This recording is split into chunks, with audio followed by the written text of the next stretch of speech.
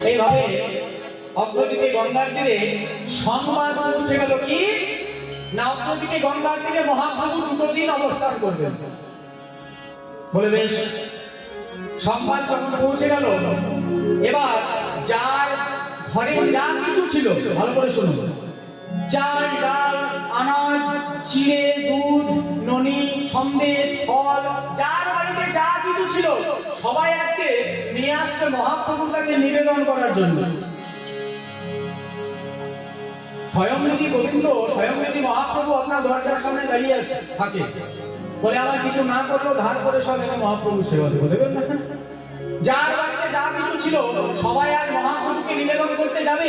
এমন সময় মহাপ্রভু গোবিন্দ ঘোষকে বলেন, গোবিন্দ, আমি তো সবার নিবেদন রাখতে পারবো না, কারণ আমি তো সন্ন্যাসী মানুষ। সন্ন্যাসী ধর্ম নয়, সন্ন্যাস লইয়া নিজ স্থানে রয় কুটুম্বাদী লইয়া। শোনো, আমি তো কুটুম্ব নিয়েও থাকতে পারবো না, আর এত সেবাও করতে পারবো না। আমি এক মুষ্টি সেবা দেব, এক মুষ্টি সেবা। গোবিন্দ ঘোষ বলেন, প্রভু, এক মুষ্টি তুমি যার মুষ্টিটি নেবে সে আনন্দ পাবে, আর যার নেবে না সে দুঃখ পাবে। তাহলে এক কাজ করো, তুমি গঙ্গার জলে হাতটি ধৌত করো। মহাপ্রভু আমার বললেন কি, গঙ্গার জলে হাতটি ধৌত করলেন, আর গোবিন্দ ঘোষ প্রত্যেক ভক্তের এই তর্জনীর অগ্রভাগ করে নিবেদন আর মহাপ্রভুর করে অর্পণ করলেন। প্রভু, এই না তোমার এক মুষ্টি হয়েছে, দেখো তো। বলে, হ্যাঁ, না এবার তুমি সেবা গ্রহণ করো। মহাপ্রভু আমার ওই এক মুষ্টি সেবা গ্রহণ করে আবার পুনরায় গঙ্গার জলে হাতটি ধৌত করে হাতটি বাড়ালেন গোবিন্দ ঘোষের দিকে।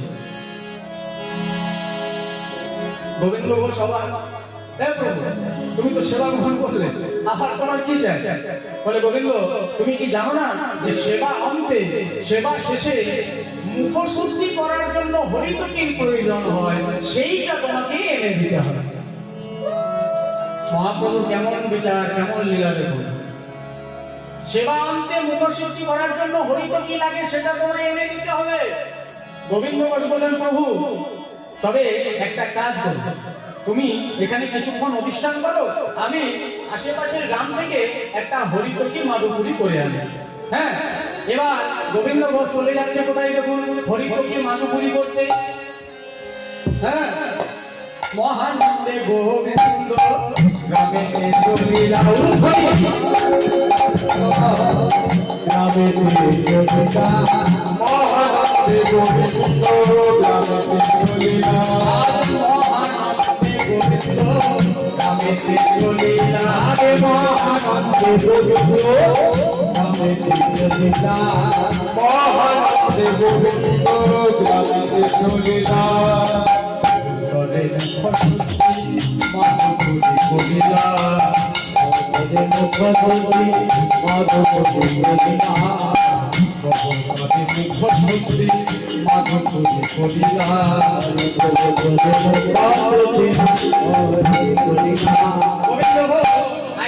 দরজায় দাঁড়িয়ে মাধুপুরি করছেন। আমায় একটি হরি কপি দাও, হরি কপি দাও, হরি কপি দাও, আমায় একটা হরি কপি দাও, আমায় একটা হরি কপি দাও, আগে মহাপ্রভুর একটা হরি কপি দাও, আমার মহাপ্রভুর একটা হরি কপি দাও, আগে মহাপ্রভুর সেবায় লাগে একটা হরি কপি দাও।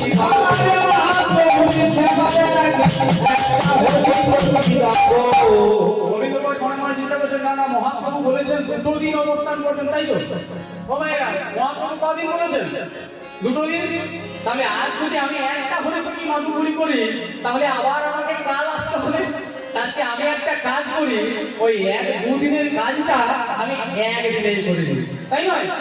এইটা হয়ে গেল গোবিন্দ ঘোষের অপরাধ।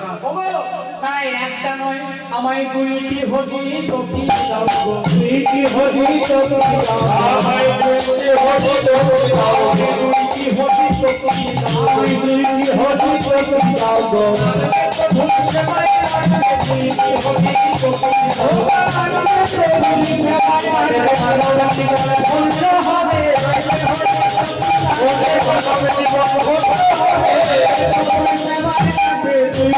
হরি টকি রাম কয়টা হরিপতি মাধুরী বললো? দুইটি। এইটা আমার করলে আমি গোবিন্দ কিন্তু সব বুঝতে পারলেন গৌর হরি যে আমার ভক্ত একটি হরিপতি জায়গায় দুটো হরিপতি মাধুরী করেছে। হ্যাঁ, দুইটি হরিপতি মাধুরী করেছে, এর জন্য তাকে শাস্তি দিতেই হবে।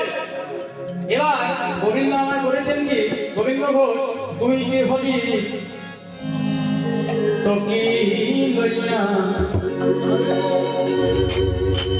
আজ প্রভুরের কাছে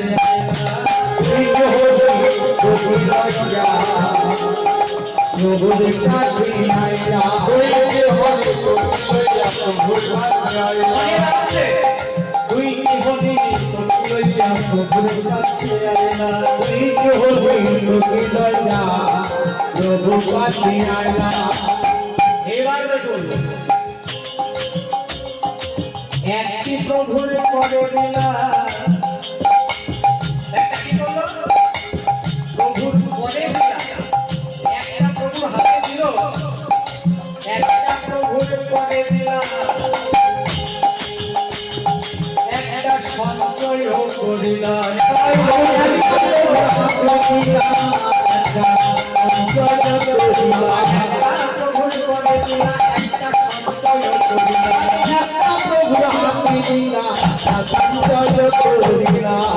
আমার অন্তরে জানিলা, অন্তরে জানিলা অন্তরে জানিলা হরি, অন্তরে জানিলা আমার গোবিন্দের রাত্রি, অন্তরে জানিলা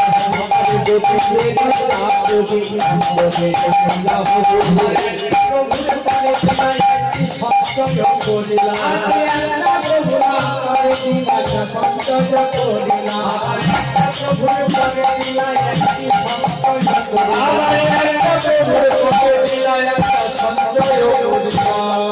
মহাপ্রভু সেদিন কিছু বললেন না।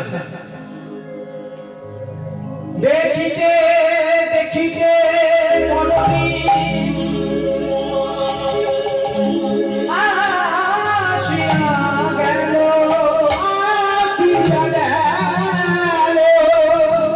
যত ছিল ভক্তগণ পুনরায় আবার সবাই আইল, আবার বড়দিন আসিয়া গেল, যত ছিল ভক্তগণ আবার কথায় সবাই আসিল। পুনরায় গঙ্গার জলে হাতটি ধৌত করে মহাপ্রভু হাতটি বাড়ালেন গোবিন্দ ঘোষের দিকে। গোবিন্দ ঘোষ তর্জনী অগ্রভাগে করে ভক্তদের নিবেদন মহাপ্রভু করে অর্পণ করলেন, সেবা গ্রহণ করলেন। আবার গঙ্গার জলে হাতটি ধৌত করে যেই না গোবিন্দ ঘোষের দিকে হাতটি বাড়িয়েছেন, অমনি গোবিন্দ ঘোষ করেছেন কি, তার সেই সঞ্চিত হরিপতি আজ মহাপ্রভুর করে অর্পণ করেছেন। যেই না অর্পণ করেছেন, প্রধানিত মহাপ্রভু চিৎকার করে বলে উঠলেন, গোবিন্দ ছি ছি ছি, গোবিন্দ ছি, কাল তোমায় আমি হরিপতি চেয়েছিলাম, তুমি কত দেরি করেছিলে, আর আজ চাওয়া মাত্র তুমি আমার পরে অর্পণ করলে, এই হরিপতি তুমি কোথায় পেলে গোবিন্দ? গোবিন্দ ঘোষ বলছেন, প্রভু অপরাধ দেবেন না, আপনি আমায় কি বলেছিলেন দুটো দিন থাকবো, তাই জানেন আমি কি করেছি? আমি একটা হরিপতির জায়গায় কাল আমি দুটো হরিপতি মানুষ করেছি। বাহ বাহ বাহ বাহ গোবিন্দ, বাহ বাহ, এই না তুমি আমার ভক্ত। তোমাকে যেদিন আমি জিজ্ঞাসা করেছিলাম, গোবিন্দ তোমার অন্তর মাঝে কোনো কামনা বাসনা আছে কি না, তুমি বলেছিলে কামনা বাসনা একটাই, কেন শেষের দিন পর্যন্ত তোমার সেবা করে যেতে পারি, আর এখনো পর্যন্ত তোমার সঞ্চয় রয়েছে যে মনের মধ্যে।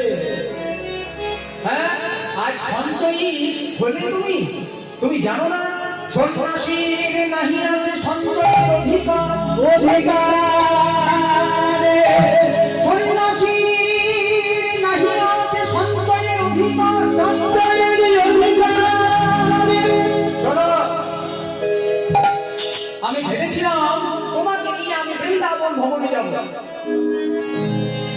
কিন্তু তুমি যে সঞ্চয় মানুষ সেটা তো আমি জানতাম না। শোনো, আমি তোমাকে অভিশাপ দিলাম। কি অভিশাপ জানো? আমি তোমাকে বৃন্দাবন নিয়ে যাব না, তোমাকে উপড়ে উপড়ে এইখানে করতে হবে। গোবিন্দ ঘোষ চিত্তনয়নে বলছে, আমি সঞ্চয় করেছি, আমি স্বীকার করছি আমি সঞ্চয় করেছি, কিন্তু আমি আমার নিজের জন্য তো সঞ্চয় করিনি, আমি সঞ্চয় করেছিলাম তোমার জন্য। তুমি বলেছিলে দুটো দিন অবস্থান করবো, তাই আমি একদিনেই দুটি হরিপতি মাধুরী করেছিলাম, আমার নিজের জন্য নয়। ও এই লঘুপাপে এত বড় গুরুদণ্ড আমায় দিও না প্রভু, লঘুপাপে এত বড় গুরুদণ্ড আমায় দিও না, তার চেয়ে আমাকে এমন অভিশাপ দাও আমার সারা শরীরটা যেন গলে পচে রক্ত পুজ কিনে ভরে যায়। ওই রক্ত পুজ কিনের জ্বালা আমি সহ্য করতে পারবো প্রভু, কিন্তু তোমার ছেলে নির্বাসিত জীবন কাটাতে আমি পারবো না, পারবো না, পারবো না। না, আর আমি তোমার কোনো কথা শুনবো না গোবিন্দ, কোনো কথা শুনবো না। তোমাকে এই অগ্রদীপে গঙ্গার তীরে নির্বাসিত জীবন তোমাকে কাটাতেই হবে। মহাপ্রভু আমার বেরিয়ে যাচ্ছে, ভাবটি কেমন হয়েছে যে মহাপ্রভু চলে যাচ্ছে। আর বেশি দেরি নেই, 10-15 মিনিট অপেক্ষা করুন, শেষ হয়ে গেছে। মহাপ্রভু আমার বেরিয়ে যাচ্ছে, এমন সময় আছাড় খেয়ে পড়লেন গোবিন্দ ঘোষ প্রভু। তুমি তো নির্বাসিত জীবন কাটিয়ে বৃন্দাবনে চলে যাচ্ছ, আমিও যদি কোনোদিন তোমার সেবা করে থাকি, আমিও যদি তোমার ভক্ত হয়ে থাকি, আমিও তোমায় বলে রাখলাম এই যাত্রায় তোমার বৃন্দাবন যাওয়া হবে না। দেখুন, একদিকে ভগবান বলছে তোমাকে নির্বাসিত জীবন কাটাতে হবে, আর একদিকে ভক্ত বলছে আমি যদি সত্যিকারের ভক্ত হই তবে আমিও কথা দিলাম 15 দিনের মধ্যে তোমাকে আমার কাছে আসতে হবে। এই না হলো ভক্ত। ভগবান অভিশপ্ত জীবন করে চলে যাচ্ছে, কিন্তু ভক্ত বলছে তোমাকে আমার কাছে আসতে হবে 15 দিনের জন্য, মানে 15 দিনের মধ্যে। বেরিয়ে যাচ্ছে মহাপ্রভু, বেরিয়ে যাচ্ছে, আর গোবিন্দ ঘোষ বলছে প্রভু একবারে কৃপা করা যাবে না প্রভু, তোমার চরণে আমি সপেছি না, আমার দুটি দয়া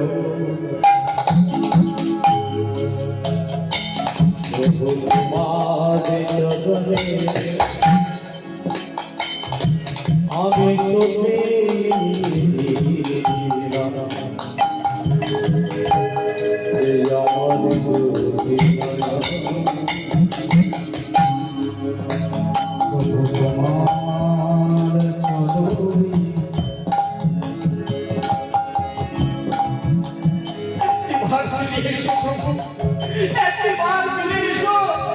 আমি সব কিছু সইতে পারবো, তোমায় ছাড়া নির্বাসিত জীবন কাটাতে আমি পারবো না। আমি তোমার চরণে আমি সপেছিলাম, আমার দুটি নয়ন তোমার চরণে সপেছিলাম, আমার দুটি নয়ন তুমি পতিত পাবন নাম করেছ,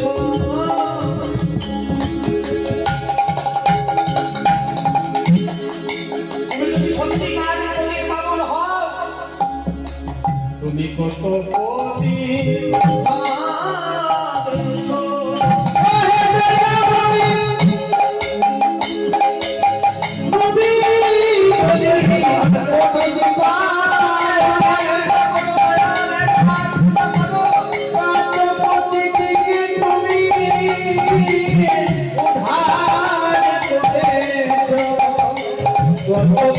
পতিকে তুমি উদ্ধার করেছ তুমি পতিত পাবন নামে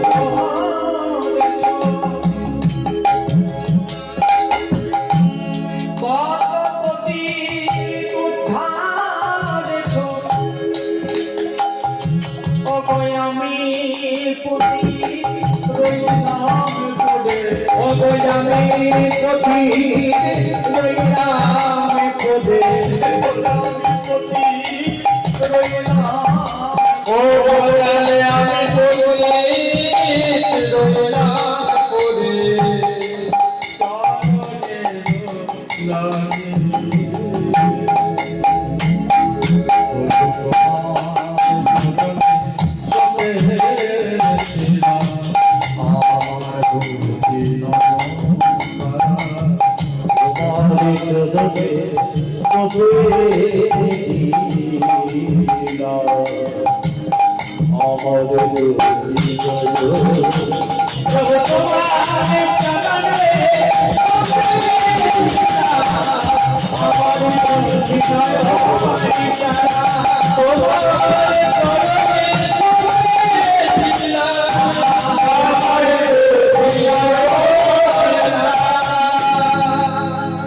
মহাপ্রভু কোনো কথা শুনলেন না, কোনো কথা শুনলেন না। নির্বাসিত জীবন ভোগ করতেই হবে অভিশাপ দিয়ে বেরিয়ে গেলেন মহাপ্রভু বৃন্দাবনের উদ্দেশ্যে।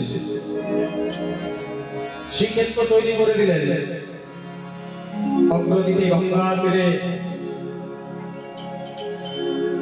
অশ্বসিক্ত নয়নে ভক্ত গোবিন্দ ঘোষ প্রত্যেক দিন কাঁদে আর প্রভুকে বলে, প্রভু একবার দেখো।